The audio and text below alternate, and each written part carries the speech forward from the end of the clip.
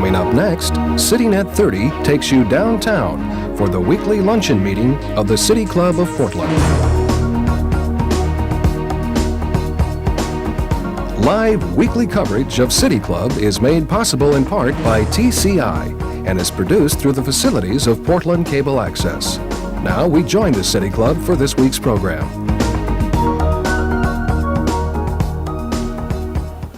Good afternoon. Welcome to another City Club Friday program. I'm Pete Heuser, your president-elect. I also want to welcome our live television audience on CityNet 30. Before I introduce the speaker, Mike Consol, though, publisher of the Business Journal, I have a few announcements. As you know, Mayor Katz was originally scheduled to speak to us today, but she had to cancel to attend services for Officer Weibel. We struggled with the decision about whether to even have our program today. I thought what I would do is take this opportunity to recognize not only Officer Weibel, but also Officers Keast and Hudson who were shot in this incident. We forget about the fact that police officers put their lives on the line every time they go out to patrol our streets. While Portland may not be the most dangerous city in the nation, unfortunately, there is an element of our society that continues to place our officers at risk. We need to make sure that we always think of our police force and not only when an officer gives her life in service to us. Next Friday, on February 6th, we'll have a timely program on the militia movement in the Northwest with Bill Wasmuth, Executive Director of the Coalition Against Malicious Harassment in Seattle. As you know, 2 weeks ago, we began a special membership drive. For new members who joined prior to February 28th, a $25 setup fee is waived. Happy to announce that we've had 30 new members join in the past 2 weeks. We're looking for volunteers for a ballot measure study to be completed for the May election on the measure which proposes elimination of the double majority requirement for some elections. If you're interested in serving on the committee and do not have a conflict of interest, we encourage you to call Paul Leisner at the club office. I want to encourage new members to volunteer. Ballot measure studies are a great way to get involved in City Club research. Our board host today is Jay Formick. Jay is a member of the Board of Governors and Executive Director of Oregon Heat. Following Jay's question of Mike Consul, we'll open the program to questions from other City Club members. And as always, announce yourself as a member and please take no more than 30 seconds. Broadcast of our programs this quarter is made possible in part due to corporate underwriting from Portland General Corporation, Wells Fargo Bank, and Providence Health Systems. We're, of course, grateful for their support.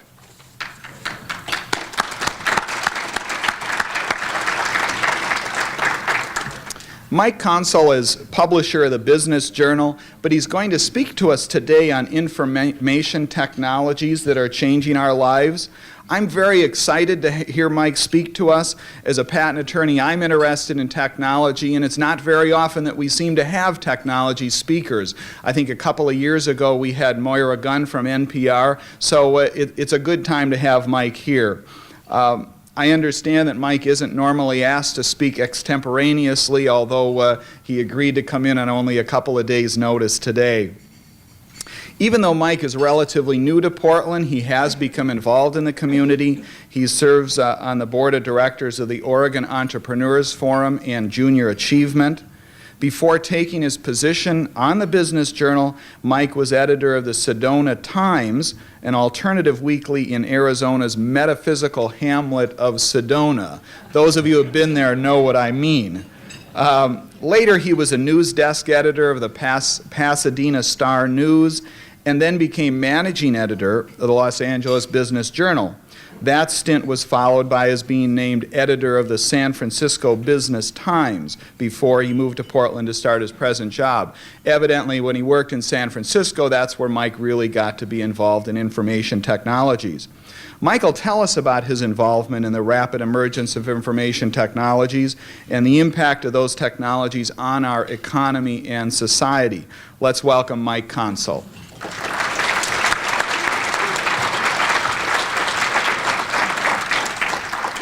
Thank you. One thing I neglected to put on my bio, I am in fact a City Club member and honored to be speaking to all of you here today. Let me start by asking how many of you have an internet connection at either your home or your office? Okay, very good. I was told City Club members are very well connected people, and that appears to be true here today. Now let me also ask, how many of you believe that this is the best U.S. economy you have seen in your lifetime? By a show of hands. Okay, very good. I believe the two questions are connected, and I would submit that the answer, those of you who answered yes to the second question will be glad to know that many economists believe that this is not only the best economy in our lifetime, it is the best economy of all time. And it's no wonder when you consider some of the economic indicators that we're dealing with today. Unemployment is very low, capital is plentiful, and the cost of borrowing is very cheap. We're in the midst of a huge economic expansion and an incredible bull market on Wall Street. Productivity is at an all-time high. Companies are racking up record revenues and profits. And the United States is again a world leader in almost all, if not all, the most important industries. Interestingly, though, economists are scratching their heads these days because they're a bit perplexed as to why we're having all this robust economic growth and negligible inflation. We're not used to this. Normally, a protracted period of economic expansion triggers inflation. Yet here we are today with this big economic expansion and no inflation, and in fact, people are arguing now that we are in a deflationary mode. Well, many people, myself included, believe that the reason we're seeing all this robust growth with almost no inflation is because technology finally is knocking so many costs out of the system. Consider some of the examples. ATM machines and online banking. ATM machines obviously are really not that new a technology, but more than ever people are using the ATM machine and online banking services, tremendously lowering the cost of banking services. Banks are literally stopping building bricks and mortar offices, expensive bricks and mortar in prime retail space. They're going into supermarkets. They're dealing with people at ATM machines and online banking. They are now conducting transactions for literally pennies instead of paying human beings to actually interact with one another. Voice and tone activated telephone systems allow us to conduct transactions and gather information without human intervention. You can buy airline tickets, trade stocks with voice activated telephone systems without even talking to a human being. Manufacturing is becoming increasingly automated. Today we build steel mills in rural America with 150 to 200 people working there. Remember that in the old days, the steel mills were built in massive cities. In fact, steel mills helped develop our cities. You needed hundreds upon hundreds or even thousands of people working at these steel mills.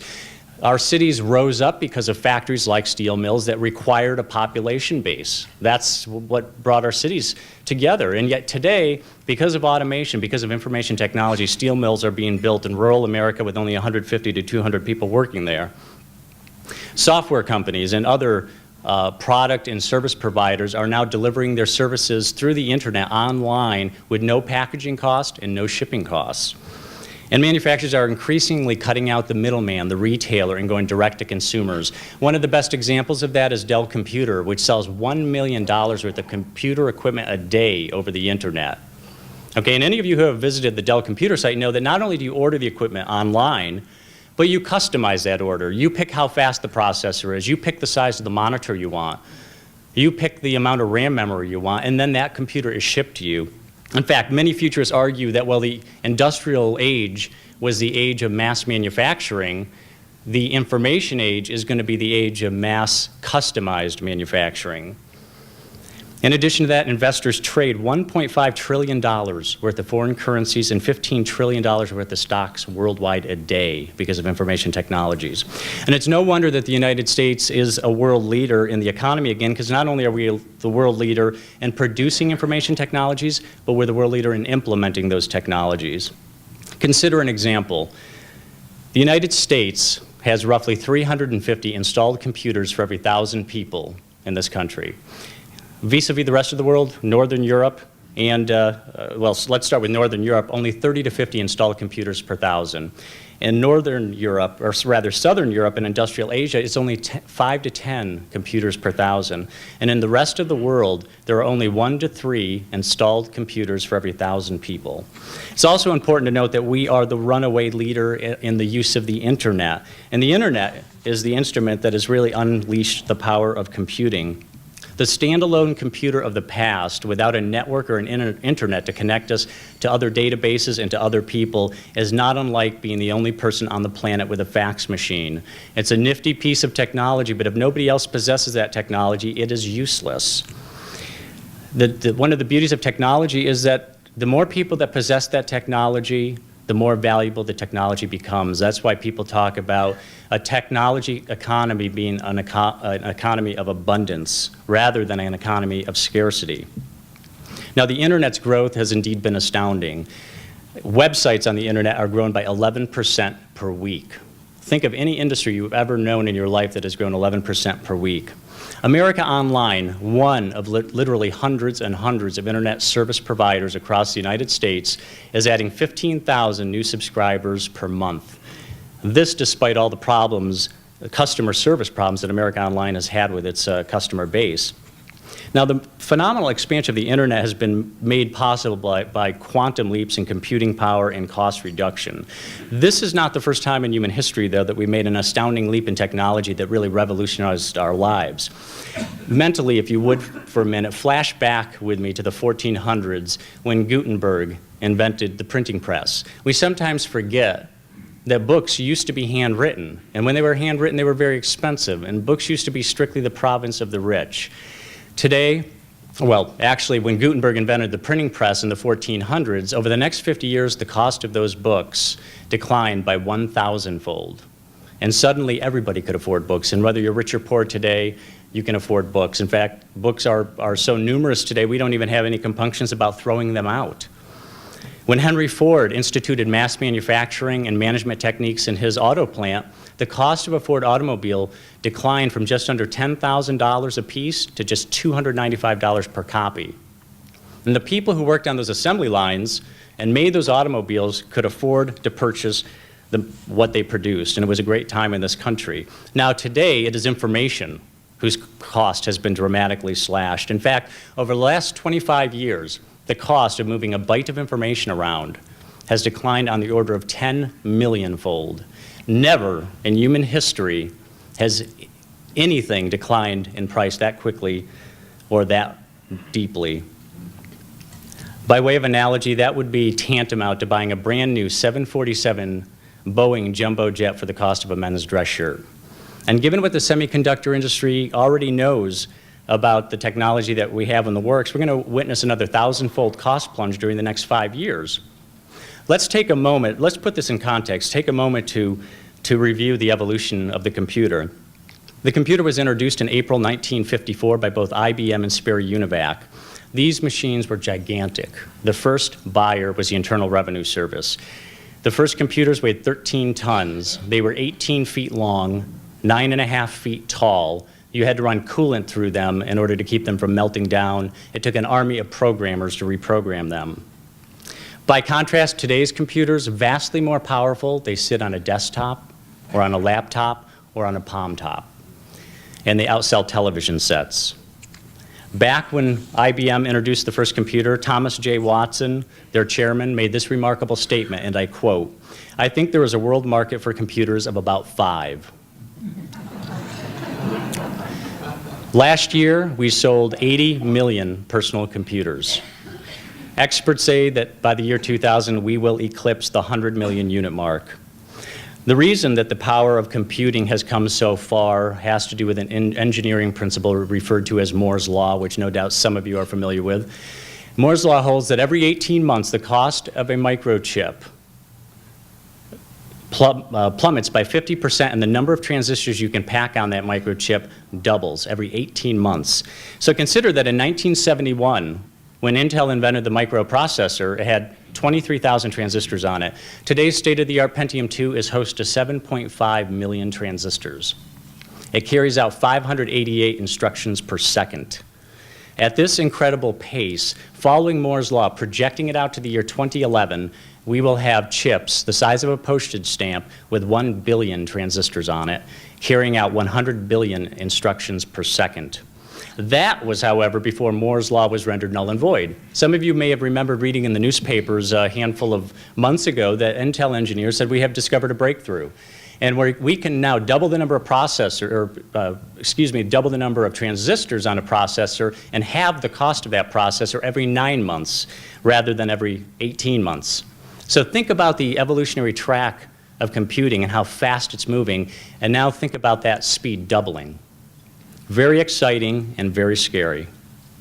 Let's consider for a moment the magnitude of the chip industry. Semiconductor factories worldwide are churning out 4 quadrillion transistors per month. That is enough, that's more than 500,000 for every man, woman, and child on the planet. Now, the reason so many chips are being produced is because they're not just being packed into computers, they're being used to run or enhance the performance of cell phones and pagers and fax machines and satellites and MRI scanners, toys, automobiles, airliners. In fact, high-tech avatar Nicholas Negroponte from the Massachusetts Institute of Technology points out that the cost of microelectronics in a modern automobile exceeds the cost of steel. The modern automobile has more than 50 microprocessors in it. Now, besides computing power, the second critical issue for the advancement of technology is bandwidth. And bandwidth is essentially the amount of information that we can run through the wiring that hooks our computers together. Basically, the amount of information that we can cram through our networks. And today we have too little bandwidth. That's why when you're on the internet and you're web surfing, it runs too slowly. That's why we derisively refer to the World Wide Web as the World Wide Wait. Now, we have too little bandwidth. That's going to change, and it's going to change very quickly. During the next decade, the expectation on the part of technologists who are working on this problem is that the bandwidth will increase by 1,000-fold. And current fiber optic research is suggesting that we will eventually have the technology to have a bandwidth of 1 trillion bits per second. Now let's put that into some tangible form. That kind of bandwidth would allow you to transmit every issue the Wall Street Journal has ever published in its entirety in 1 second. Those of you who prefer television over newspapers, you could carry 1 million television channels through that fiber optic strand. If you need another 1 million channels, which I rather doubt, you just add a second strand. Now, all of this, of course, has tremendous implications for the internet, because the internet is going to be to the information age what roads and railroads were to the industrial age. Basically, it's going to be our circulatory system. It's going to be our means of commerce. The ability to communicate at the speed of light with visual images, with full motion video, with text, with audio is going to give the individual power, flexibility, and mobility beyond anything we've ever seen before. Now, consider that in the year 1900, 50% of the US population was self-employed. Then when the Industrial Revolution came along, we started building factories, and good-paying jobs were coming out of these factories. People started working for companies, and the self-employment rate declined, and it kept declining for decades. It finally reached its low point in 1970, when only 6.5% of the people in this country were self-employed. It began finally going up again in 1971, which incidentally, or maybe not so incidentally, was the year the microchip was invented. Self-employment has been going up ever since. Today, 10% of us are self-employed. The IRS forecasts that in the year 2000, 13% of us will be self-employed. By the year 2010, 18 to 20% of the population will be self-employed, mostly as quote-unquote information entrepreneurs. Now, if you take the self-employed workforce, put them together with a telecommuting workforce, by the year 2010, it's estimated that 1/4 to 1/3 of all gainfully employed adults in the United States will be working out of their homes. This trend is finally expected to begin strengthening the endangered nuclear family as children and parents are again reunited in the home on a round-the-clock basis. In a sense, it's almost like we're coming full circle and returning to when we were an agricultural society, when a family worked and played in the home and on the land. The information age is going to, again, reunite parents and children in their homes. Kids are going to learn about the information age economy almost by osmosis. They're going to learn about the work ethic from their parents, watching them work, working together. In fact, today I tell people, if you want to learn more about technology, ask your kids. They're more comfortable with it than we are. They're playing video games on it, and they're web surfing and all kinds of things. Now, the other thing that is going to help propel this technology revolution, besides increased computing power and this increased bandwidth, is the fact that the ease of computing is increasing dramatically. I'm always kind of amused when people say, I need to get a computer, I need to take some classes because I feel like I'm falling behind on technology. And the thing I always tell them is, the longer you wait, the easier it is to adopt the technology, because the technology just gets easier and easier to use. It's not unlike an automobile in that automobiles have always become increasingly more sophisticated and complex, but the ability to operate that automobile has always gotten simpler. Same is true of computing. They're becoming increasingly complex machines, but the ability to use them is increasingly easier. We are entering, for example, the age of conversational computing. It's upon us right now. Some of you may have seen the IBM commercials where you have a gentleman with a headset on talking into this headset, and on the computer screen, the words that he's speaking are appearing. Well, far beyond that, we are also talking about voice-activated computers where you give it verbal commands and it simply carries out that command. And it also gives you verbal responses back. That kind of an interface between man and computer, or humankind and computer, is very much like what we saw in the movie 2001: A Space Odyssey, when the astronauts and HAL carried on a conversation. Now, I'm quick to point out that we obviously hope that our computers are never as nefarious as HAL was in the movie 2001, but the fact of the matter is that's the kind of interface that we have been wanting from our computers. And the thing that scares so many people away from technology is that they are afraid they don't know how to operate it. It scares them. Many people still think it's C:\\\, and you have to type in these coded commands. It doesn't work that way anymore. It's a point-and-click system, but that still intimidates people. They've done research where they've taken people who had a phobia about computers, put them with conversational computers, sat them down and said, look, all you have to do is talk to the machine. Give it commands. We'll give you a few simple ideas here, and the results were very inspiring indeed. In fact, their fear quickly melted away because it was like dealing with a person. It was almost like a human interface.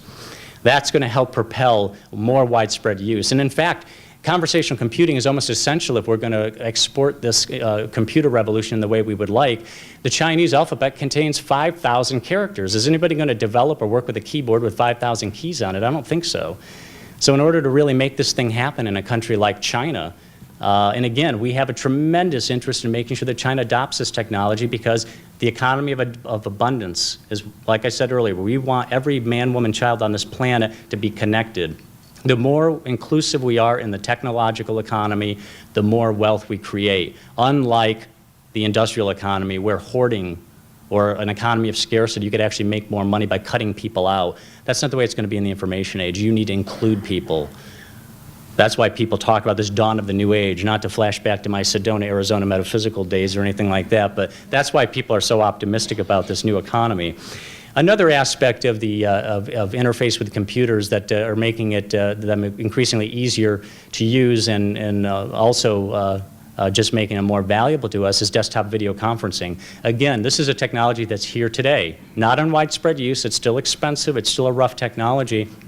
But very soon, on a desktop or a laptop, you're going to be able to go face-to-face with a person and have a conversation. You'll be able to divide the computer screen up and have a conversation with a group of people. You could hold a board meeting by video conferencing. I sometimes wonder about the airline industry. All the business travel that could be cut out if you can talk to your boss or the board of directors back east without having to jump on an airplane. Think about the amount of time we spend on airplanes. Think about the efficiencies that could be gained. Think about being able to visit with your mother in Toledo or your daughter away at college by video conferencing.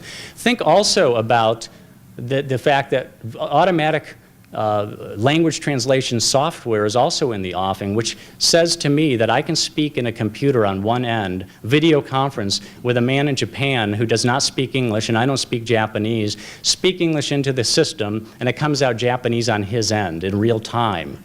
And he communicates back. Think about how the way the language will cease to be a barrier. Not only will it cease to be a barrier, but it will help preserve languages. One of the big scary things out there around the world is the internet is seen as an American invention and yet another example of American imperialism. Many people are afraid that what's going to happen is that we're all going to be speaking and writing English because the internet is a US tool. Well, in fact, with automatic translation software, we can preserve language. And even if people don't speak the same language, it's not going to make a difference. We can communicate seamlessly. Think of what that will do for world relations when we're able to do that. Now, all of this economic optimism, this technological and economic optimism I've been putting forth, fails to address one very scary economic trend, and that is that since 1973, U.S. wages, more than 20 years now, U.S. wages has been declining. Since 73, in fact, they've been declining, and they've declined by 22%. Stanford University researchers went to work on this problem. They wanted to find out what exactly is going on here. And we knew that here we are in some kind of economic transformation, but we don't quite know why, if we're going into this new age, our standard of living is actually declining. So what the Stanford researchers did was an in-depth study of the conversion from an agricultural society to an industrial society. And they took that and decided, let's see what we can do in way of extrapolating the lessons from there and applying them to what we're going through today, kind of doing an overlay there. And what they found out was very interesting indeed. One of which was that you cannot retool an economy in a matter of a day or a week or even a decade. It takes 50 to 70 years to completely retool an economy. Reason being that the technology itself needs to mature. The earlier versions of technology are always rough. Secondly, people need to learn how to use that technology and get comfortable with that technology. And really, thirdly, you also have to really have a management format that takes advantage of that technology. Now, what I mean by that is consider that from 1985 to 1995, U.S. companies spent $1 trillion, that's $1 trillion with a T, $1 trillion on new technology, and productivity did not go up. And now, since then, we've seen productivity just go through the roof, and the reason being that probably all of you remember that a few years ago, the big buzzword re-engineering was everywhere. And you saw all these massive layoffs going on. Well, the reason is because what the management consultants did was they went into companies and they said, the problem here is you've got technologies that are more efficient, but you're still using industrial age formats or organizational behavior here. And basically what re-engineering did was they said, if you could start your company over again, eliminate the human factor for a moment. If you're starting from scratch, how would you organize the workplace? Then they figured it out, and then they said, you know, as horrible as it is, let's just do it. And that's why you saw thousands of people being laid off, thousands and thousands across the country. And in fact, Ford, I think, holds the record. Ford Motor Company eliminated 10 layers of middle management. Okay, but what we learned from that and what we know today is that the information economy creates more jobs than it destroys. Now again, as I said, since then productivity has really gone through the roof and things are looking very, very good at this point. Stanford researchers discovered something else during the research. 7/8 of the beneficial effects of a new technology are realized 2/3 of the way through the process or through the conversion. Now to put that into some kind of numeric terms here, what they said is basically if you take the Industrial Revolution and then overlay it on what we're going through today, the year 2002 should be the year when we hit the bottom of the trough and we start moving upward again in terms of our wages and our standard of living, eventually getting back to where we were and then going beyond where we were. Well, in fact, it seems that we are ahead of schedule because in 1997, real wages rose by 4%. So it's looking like the information age is actually moving forward more quickly than even Stanford researchers had anticipated. Now, the impact of this technology is, as we all know that it's widespread, but it's really going to continue to be even more widespread. Some examples, I like to use my own industry on occasion. Consider that, yes, we are a technological industry, the newspaper business, we have websites, we use email to distribute information in some cases. But think of what it's going to mean to me, a publisher or any publisher in this country, when technology is widespread enough that we can actually cease having to pay the gigantic printing bills that we pay, or the enormous distribution costs that we pay to deliver the newspapers to people's homes one by one. In fact, it's getting increasingly archaic that we actually have people driving around house to house delivering paper products one by one, or you have mailmen and mail women who are carrying sacks of mail hand delivering house to house, when we have the technology to simply hit a button and deliver it electronically at no real cost and much more quickly than the U.S. Post Office can process it. Now, the conversion going on in the newspaper industry, I often meet people who say, there's no way I'm going to give up my newspaper. I got in this business because I love paper. But the fact of the matter is the people who are really going to drive this revolution are the kids, the people in college today, the people coming out of college and the ones younger. They're as comfortable with technology as we were growing up with newspapers. They're very comfortable with the idea that news could be delivered that way. And in fact, we have to stop thinking in terms of the computer being a stationary object with a screen attached to it.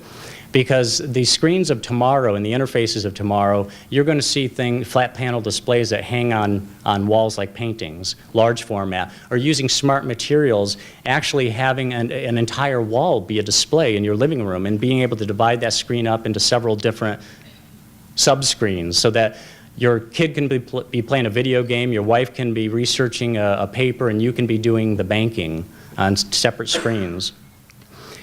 Now, in addition to that, you know, the other thing that I point out is that there are, in addition to some of my own selfish interest in seeing newspapers eventually being electronic, there are a lot of compelling reasons why people may decide that it's worthwhile to give up their printed product in return for an electronic product, including that any kind of mistakes that are made in the paper can be corrected in a minute of minutes rather than days or a week. News stories can be updated hourly or even more frequently. There's no space limitations. It doesn't matter how much advertising we sell or don't sell. If we've got the news, we can deliver it to you in its entirety. We don't need to cut stories or hold stories. Photos and full motion video can be at your beck and call, as well as background information. You can determine the type size that you want, the typeface, the type size, the column width. You ever stop to think that when you get a newspaper, for instance, the Business Journal, I'm the guy who makes all the decisions on the typeface and the size of that type without regard to whether you see well or you don't, or you prefer a particular typeface. When you're online with an information technology, you can determine all those questions. And in fact, what you're going to be able to do eventually is to be able to decide when you've come home from a hard day of work and you have eye strain, look, I don't have really the energy to read the paper. You simply click and have the paper verbally read to you. And in fact, you might decide that I want that read in the voice of James Earl Jones. Or if English is not your first language, you might decide, please read it to me in Spanish, or give me the text in Spanish. Now, in addition to that, I think virtual education, another very exciting area. You're going to see incredible things happening here. Think about the day when the best teachers in the country and the world can reach out to thousands or millions of students at a time with interactive formats. Think about the day when teachers are again going to be regarded much more highly. I foresee a day when teachers are going to be the greatest teachers will be household names. They'll be national heroes. They'll be very well paid. They'll be like superstars. There'll be a great day in this country, I think, when teachers are regarded as superstars rather than just professional athletes. Again, Nicholas Negroponte, who I mentioned earlier from Massachusetts Institute of Technology, he foresees a day when we're going to have voice-activated appliances, when you activate your lighting system, your heating and cooling system, and what have you, with vocal commands. In fact, he believes that someday we'll even have sensors in our pantry that can read the barcodes on the cans and boxes and other food items you've got in there, and will alert your onboard computer in your car when you're out of an item or low on an item. So when you go to the grocery store, you don't need to worry about bringing that grocery list. The onboard computer will generate that list for you.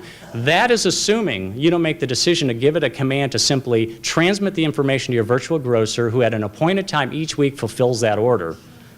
So what Negroponte is hinting at here is a battery of electronic devices, homebound, car-bound, office-bound computers that all communicate with one another. So regardless of where you are, you have access to all kinds of information.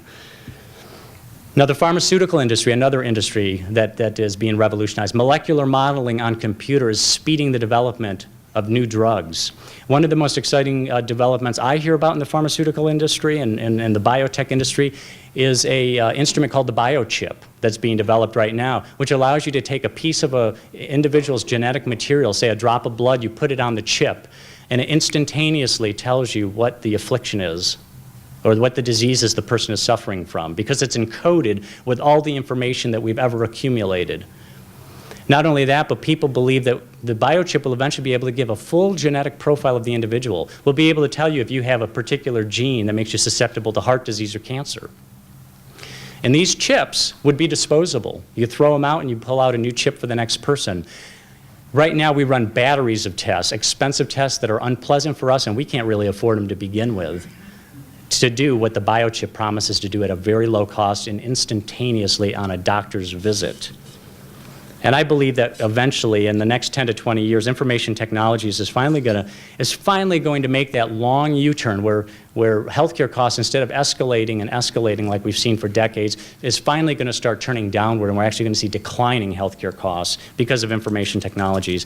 Computer technologies even ridding us of the nasty business of detonating nuclear devices. The world's fastest computer, made by Intel, is at Lawrence Livermore National Laboratory down in the Bay Area.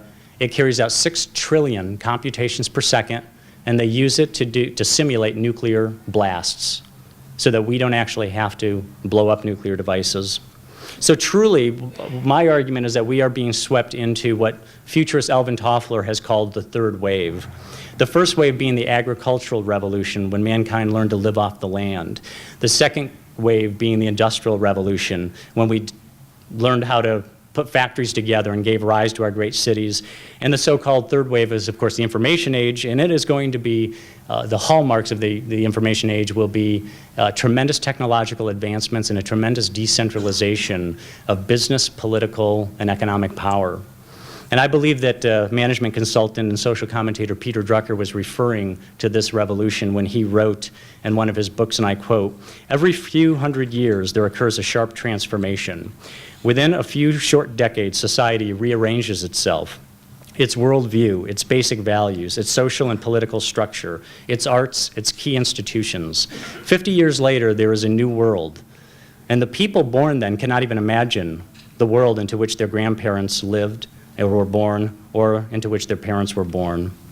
Indeed, the information revolution, I believe, is going to take us to heights in terms of prosperity and power and mobility far beyond anything we've ever seen before. Thank you very much for having me.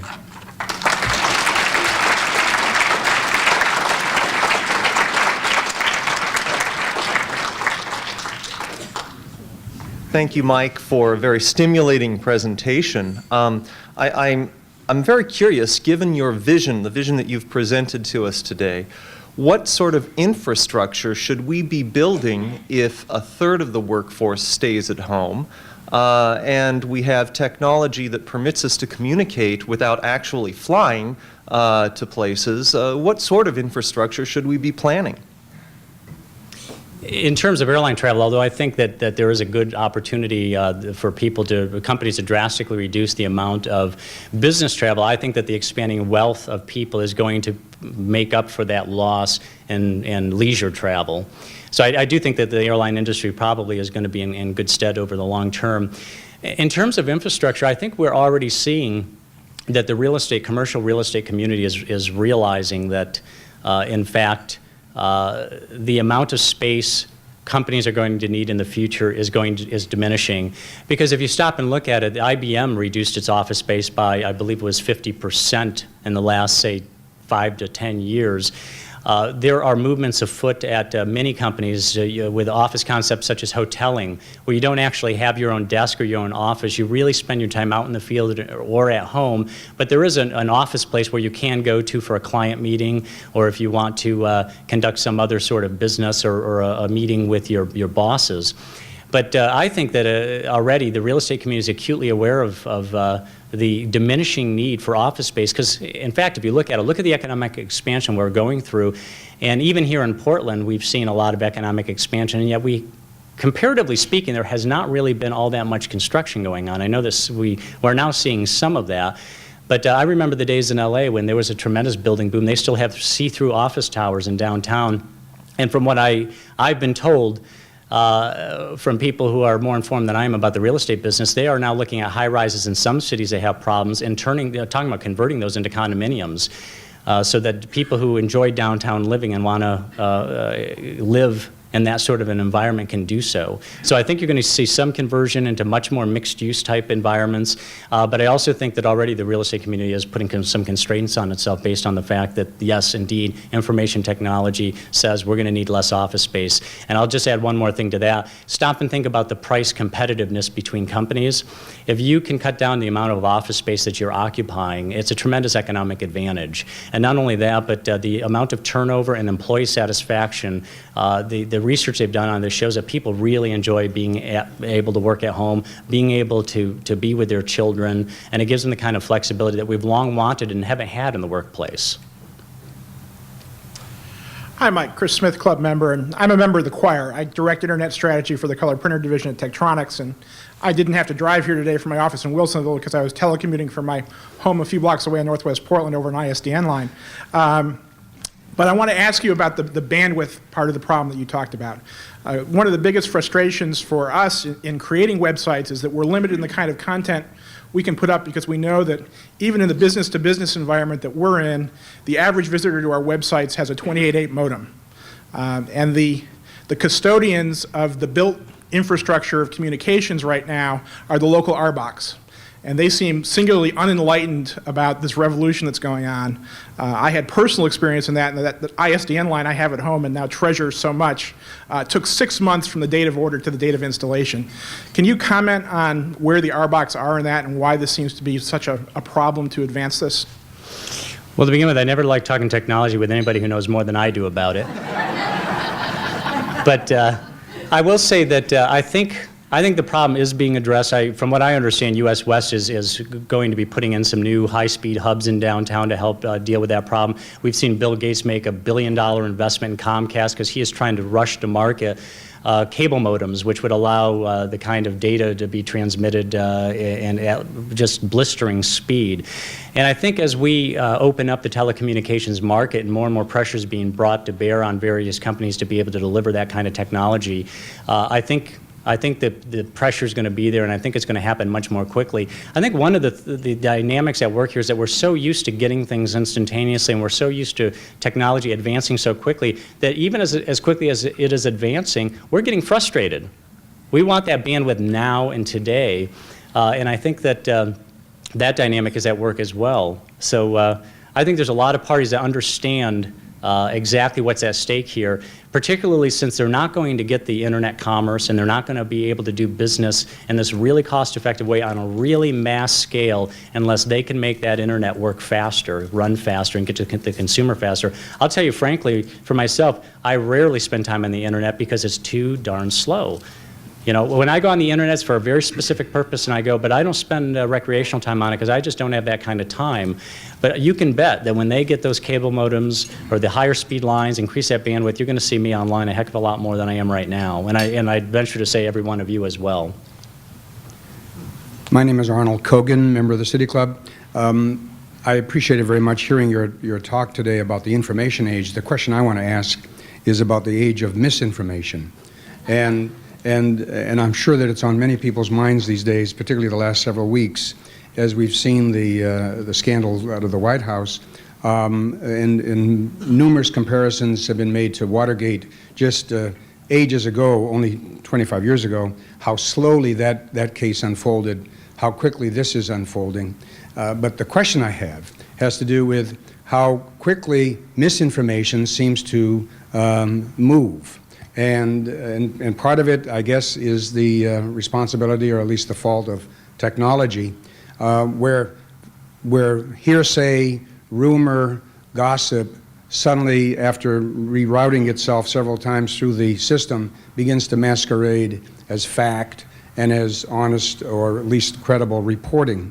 And we've seen it on television, heard on the radio, read it in the newspaper, and in many cases where our daily papers begin to look like tabloid journals sold at the supermarket.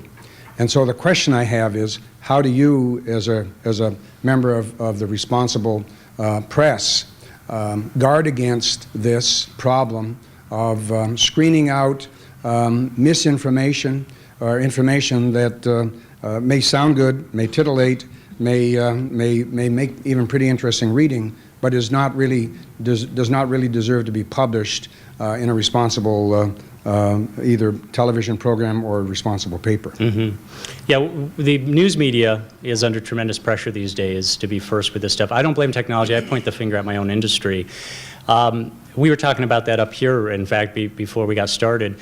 And the fact of the matter is, I think that we're really coming to terms both as consumers of media and as media people with this high-speed news dissemination process that we've got.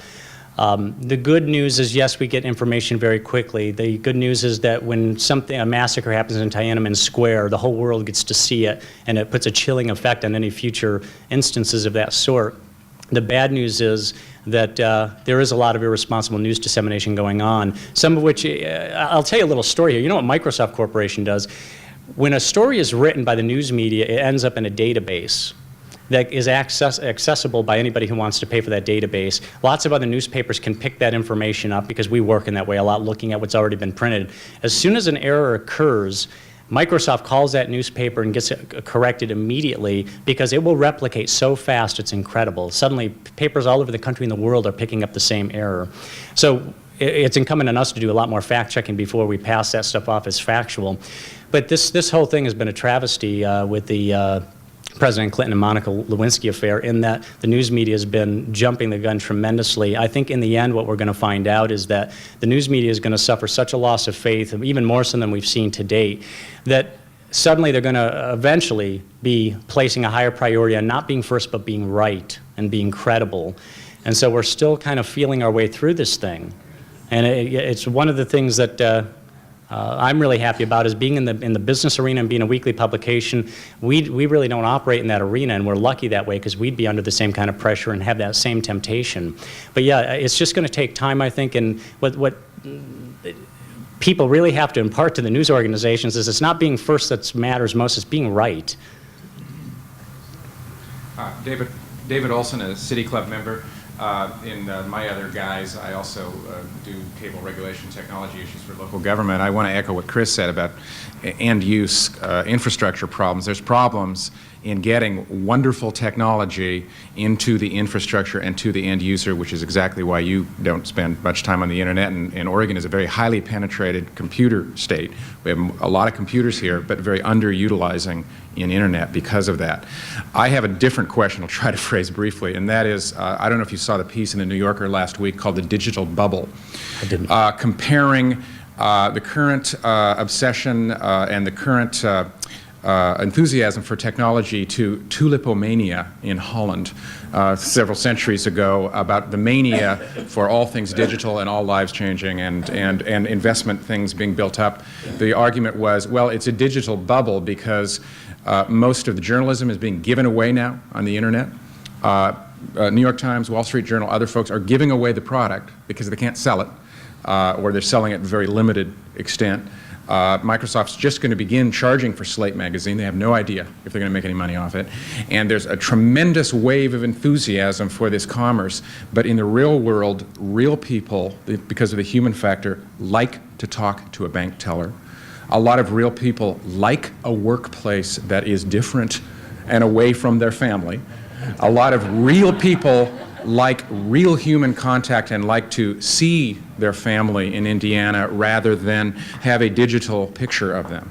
And that human nature may have an impact on this, and I wondered your response to that notion. Well, certainly technology is not going to preclude anybody from getting away from the home or the family. If that choice can be made, and I think that certainly will be an option in the future. In terms of the hype, there's no question there is a lot of hype, and I understand that people like talking to people. I don't think information technology is ever going to diminish our need to talk to people or our desire to talk to other people. But what it has done, there are an awful lot of people in our society that are very much hidden away. They're hermits, and this has been a tremendous boon for them. But in addition to that, just as far as regular people go, that is why computer scientists are trying really desperately to try and make the computer more and more like a human being, more and more of a human interface, vocal commands and vocal responses. Technology is not going to be for everybody. There's no question that it gets overhyped. There's no question that there's overvaluation going on with a lot of companies. And the rules aren't going to change. We're still going to have economic dips and things of this sort.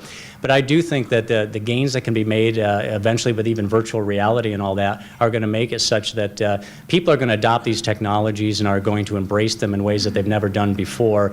Not excluding human contact, but in fact it's going to, I think, in some ways increase human contact. In terms of the desktop video conferencing, I think people feel much more connected when they can not only have a voice on the other end of the line, but they can have a visual there. So yes, there's some obstacles to overcome, but I certainly don't think they're insuperable. Dan Goldie, member. You made a very eloquent presentation of the technological advantages the U.S. has at the moment and the opportunities around the world because we're having much more of the new technology installed. And yet, at this very time, when we have these enormous opportunities to increase trade by selling abroad this technology and improving the productivity around the world, what we have is a growing isolationism in the Congress that it wants to deny, has denied in the last session of Congress, fast-track authority to do trade negotiations, wants to deny now the money for the International Monetary Fund to help stem the Asian contagion, and doesn't want to pay our dues to the United Nations. I'd like to get your comment on what kind of sense this makes in the world that we are really living in today. It doesn't make any sense. In fact, I'm in favor of even lifting the embargo against Cuba because I think that's the quickest way to kill off communism in that nation. The fact of the matter is, I believe that government is going to become less and less relevant in our lives. The truth of the matter is that if a company wants to do business on the internet, or I want to communicate with people in foreign countries, the United States government is increasingly going to have nothing to say about that. The other thing I would point out is that Congress, although they're not the most technological people in a lot of cases, there are advocates there like Al Gore, Newt Gingrich, people of that sort. And increasingly, I think they're coming around and understanding the tremendous power of this revolution. And finally, I would say that for better or worse, business does run politics, and when companies know that, look, these are the sorts of things we need to do to remain powerful companies, and they pay their campaign contributions, you'll be amazed how fast people in Congress have a change of attitude. Dick Lewis, City Club member, and I have never felt so old. We talk about this splendid economy, and I think there are many people concerned about the fact that at the same time that that's been happening, there are a lot of signs of a kind of growing two-tiered sort of society in which more and more wealth is concentrated at one end of society, and it's harder for people at the other end to catch up. And the kind of speed and sophistication of computer technology would seem to kind of aggravate that situation, and I'm wondering to what extent in the studies that people are making about the character and the impact of the technology, that issue of a sort of equity and sort of full participation in society is something that people are addressing. I couldn't really quote you a study on that, but I will say this, that what we are seeing, the trend we're seeing is that more and more the technology is getting cheaper and cheaper, easier and easier to use, and getting more and more widespread. In fact, we have just recently seen that Hewlett-Packard, Compaq, and others have now cut the prices of PC to $799. Computer experts are saying next year they're going to go as low as $499. Experts are definitely of the mind that technology is going to become like the telephone and the television, that regardless of your income level, unless you're literally dirt poor or homeless, you are going to have these instruments in your home. There's going to be a very compelling reason to make sure that you do have those components in your home. During the short term, I do think that what you get is increased inequity. During the long term, you're going to get increased dispersion of wealth and political power, not because of a tax system that takes from the rich and gives to the poor. It's going to be a natural new economic order that allows that to simply transpire naturally. I'm amazed today that for the first time in my life I've seen this is an employees market, not an employers market. The employees are calling the shots these days. People can't find enough good people, and they are making demands about working conditions that we've never seen before, and I think this is just the beginning. So I think you're going to see this technology so widespread, and again, an economy of abundance. Every company out there, telephone companies always had an interest in making sure everybody had a telephone in their home. TV companies want everybody to have a television set. You're going to see everybody with this technology in 10 to 15 years, 20, I would guess, at the outside. Mark Frischmuth, a City Club member. This question is somewhat related to the previous one. It seems that in this technological revolution, there are two distinct parties, those who create the technology and those who utilize it. In your talk today, you've talked about the decentralization of social, economic, and political power. My question is, what do you feel will prevent that power from being concentrated in those who create the technology rather than being decentralized to those who utilize it? You asked him about Bill Gates? In part. I think the dynamic of an information age society is such that it will disperse that power. I do think that it's entirely possible that somebody like an Intel or a Microsoft can agglomerate so much power that eventually the U.S. government has to step in and say, this just isn't healthy for a free market economy, and yeah, we need to break it up. In fact, Steve Jobs came out 2 years ago and said that Microsoft should be broken up into 3 different companies, one with an operating system, one with application softwares, and I forget what the other one was. But the thing about what we're seeing today, though, is that we see none of the hallmarks of monopoly. In a monopoly, you see a lack of innovation, rising prices. We are not seeing a lack of innovation, and we're seeing declining prices. So until we actually see the hallmarks of a monopoly, I think let's leave Microsoft and Intel and other companies alone. If we need to intervene, if the government needs to intervene and actually bust it up, then fine. But none of the signs are there. And the way things are going right now, I think it would be foolhardy on the part of the government to step in. And again, I think that it's going to be a natural process that we're going to see this dispersion of power. And nobody knows better than Bill Gates, and has said more times than Bill Gates, that he knows he's a sitting target, and he knows that he saw what happened to IBM. He knows that his day is going to come, and it's going to be true of anybody in the future. So that doesn't really concern me very much at all. I think the Justice Department is very much jumping the gun and in terms of fighting Microsoft on its packaging of the web browser. So, you know, that to me is not something that we should lose any sleep over, at least not at this point. Carolyn Timmerman, one quick comment. Considering your projection, it may do away with wars. However, the country will attack each other's computers and dismantle the country that way. I'm sorry, will attack what? Their computer system and dismantle the country that way. That I would rather doubt. I tell you, we're heading very quickly, and you already see this now. Automobiles with parts from more than 20 different companies. We are very quickly evolving into a global, I mean, we talk about a global economy. We don't really know what a global economy is yet, because this is the tip of the iceberg. What we're going to see in terms of a global economy are, again, seamless borders, and I think the governments are going to cease to exist as we see them in the current state. And the notion of attacking a rival country or a fellow country is going to be almost as unfathomable as saying Texas is going to go to war with California. We're just not going to do something like that, because the interests are so intertwined that you're really destroying your own infrastructure. It doesn't make any economic or social sense. And again, as people become more and more connected, regardless of ethnic origin or language, it's going to be increasingly hard for any madman or dictator or government to actually create nationalism in their people and create the kind of political will that says, yes, let's go to war. I don't believe it's going to happen. I really do think we're entering a golden age. And I'm not suggesting that we're not going to have our problems and we're going to have times of boom and bust, but we definitely have some very powerful factors in the favor of people who want peace and prosperity and a union among all people on the planet.